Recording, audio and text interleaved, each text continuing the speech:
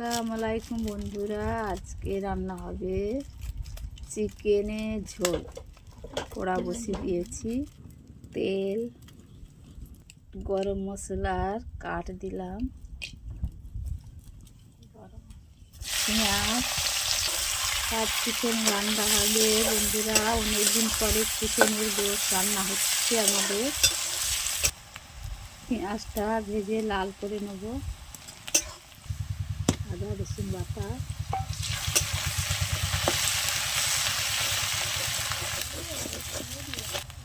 লবণ স্বাদ মতন,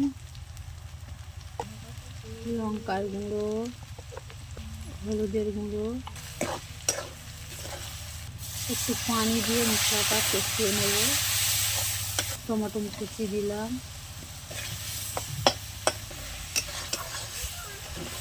মশলাটা কষানো হয়ে গেছে। এবার গোশটা দেবো এর মধ্যে, ভালো করে নাড়াচাড়া করে গোশটা কষিয়ে নেব। গোশটা নাড়াচাড়া করে বন্ধুরা ভালো করে কষিয়ে নেব। মুরগির গোশ, আলুগুলো দিলাম গোশের মধ্যে, কষানো হয়ে গেছে। ঝোল ঢেলে দিলাম।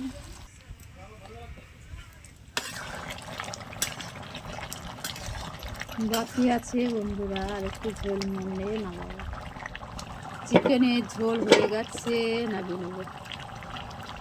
চিকেনের ঝোল হয়ে গেছে, নামিয়ে নিয়েছি।